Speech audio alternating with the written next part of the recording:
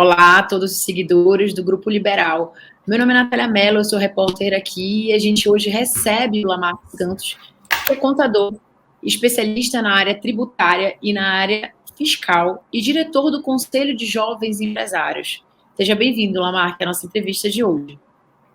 Natália, eu que agradeço o convite, é sempre uma satisfação estar falando aqui com os seus telespectadores do Grupo Liberal. Estou em casa, espero ajudar muito e fomentando sempre o empreendedorismo, que é a nossa praia. Legal.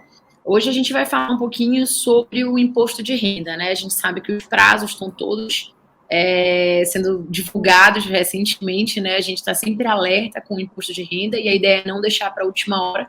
E hoje a gente veio para trazer algumas dicas para quem é pessoa jurídica, né? Então, assim, quais são os tipos de tributos que a pessoa jurídica precisa declarar, por exemplo, e os principais erros que os empresários cometem. Natália, de forma bem prática, rápida e objetiva, como eu costumo dizer, a contabilidade ela precisa ser realizada dessa forma, trazendo sempre uma objetividade para o negócio, que é a principal ferramenta de gestão que o empresário tem. Então, batendo nessa tecla da declaração de imposto de renda, principalmente do Simples Nacional, que o prazo agora é até o dia 31 de março, existem alguns cuidados, sim, não tem como falar da declaração de imposto de renda à pessoa jurídica sem a gente trazer um paralelo para a declaração de imposto de renda à pessoa física, que também está com prazo menor esse ano, vai até o dia 29 agora de abril. Então, eu quero fazer uma junção do que seriam os principais cuidados em relação à pessoa jurídica e os cuidados que você deve tomar com a declaração de imposto de renda à pessoa física. De bate-pronto, eu costumo dizer que a contabilidade ela é mensal. Quando a gente fala de declaração de ajuste anual, nós estamos falando de simplesmente ajustar tudo aquilo que já foi declarado mês a mês. Significa o quê? Que o Simples Nacional ele tem um regulamento e todo mês você informa o valor das suas receitas e quanto você tem que pagar de tributo. Vale lembrar que essa declaração de imposto de renda do Simples Nacional está unificando vários tributos. A gente está falando do PIS, COFINS, Contribuição Social, IRPJ, no caso de empresas prestadoras de serviço, o próprio ISS. Então, basicamente, quando eu faço a declaração do Simples Nacional, estou dizendo para o fisco, olha, a minha receita de fato foi essa que eu declarei durante esses meses, e eu tenho outras particularidades para te dizer, fisco.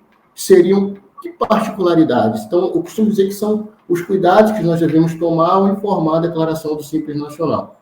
Por exemplo, você sabia que auto de infração, ele deve ser notificado, ou, aliás, informado na declaração do Simples Nacional? Então, são situações como essa que, para isso, é preciso um conhecimento um pouco mais dentro da área para que a gente não venha cometer alguns erros. Outra cereja do bolo, como eu costumo dizer, porque quando você é empresário, você busca benefício fiscal e benefício tributário. Quando a gente fala de benefício tributário, nós estamos falando de elisão fiscal. Eu quero resultado para mim como pessoa física, eu quero que a minha empresa ela me dê uma margem de lucro maior possível. Então, eu tenho que fazer o quê? Economia de imposto. E não existe economia de imposto sem um trabalho tributário, de forma correta e coesa. E a distribuição de lucro, ela é a cereja do bolo desse trabalho realizado sobre a tributação da empresa, sobre o estudo tributário. E como é que eu distribuo esse lucro? Para que eu distribua esse lucro de forma correta, é necessário que eu tenha uma contabilidade regular. Outro cuidado importante, Lamarck, eu posso fechar a minha declaração de imposto de renda do Simples Nacional, distribuir o lucro da minha empresa, sem a necessidade de uma contabilidade regular fechada? Pode. Você pode fechar isso através do seu livro caixa. Para isso existe uma regrinha que a gente não vai dissertar sobre ela aqui. Mas, para que você tenha um benefício maior ainda sobre essa distribuição de lucro, é importante que você faça a contabilidade regular. Opa, eu falei aqui de contabilidade tributária, não de contabilidade societária. Contabilidade tributária, o Simples Nacional, ele não te obriga a você fechar um balanço, por exemplo. Mas na societária você vai ter que fechar um balanço. Mas para efeito de melhor aproveitamento desse regime tributário simplificado, é importante que você tenha uma contabilidade regular. Que, em poucas palavras aqui, a gente conseguiu sintetizar a cereja do bolo. Lamarck, e sobre o Simples Nacional, qual é a vantagem dele, tanto para a pessoa física quanto para a pessoa jurídica? Tem uma diferença aí? Bom, cada caso é um caso. mas a gente precisa avaliar o Simples Nacional com o estudo tributário para ver se realmente ele é vantagem, dependendo da atividade que a empresa vai exercer.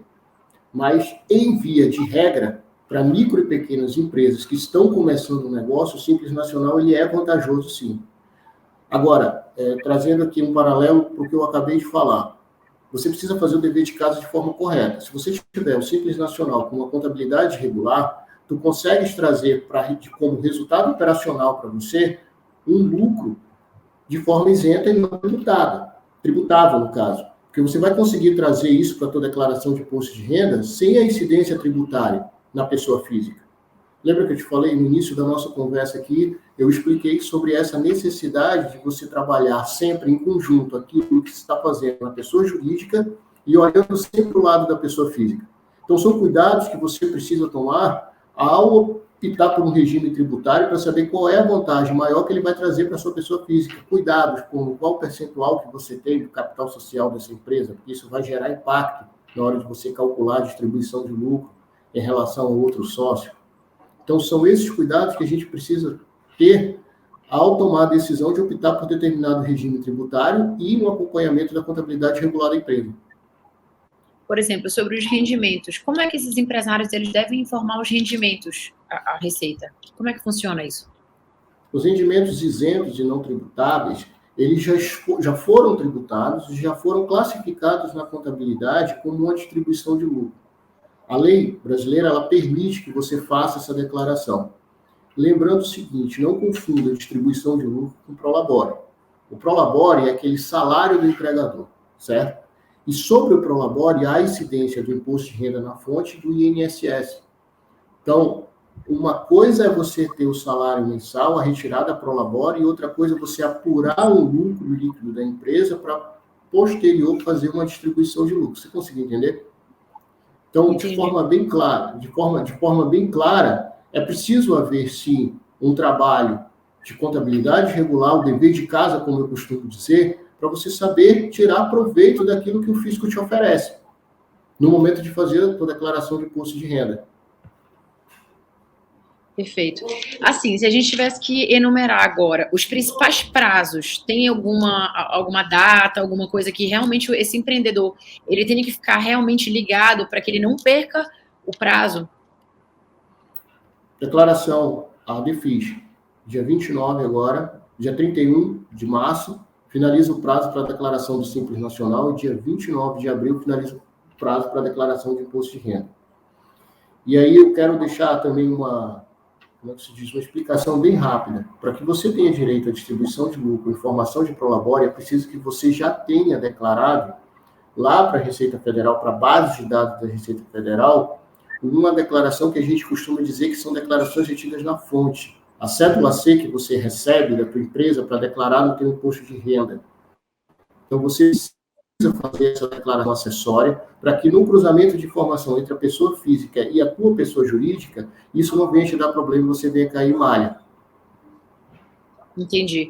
Alguma outra informação, Lamarque, que tu possa, de repente, dar uma dica para quem está começando agora, para quem, por exemplo, de repente está fazendo a primeira declaração e está meio perdido aí nesse início?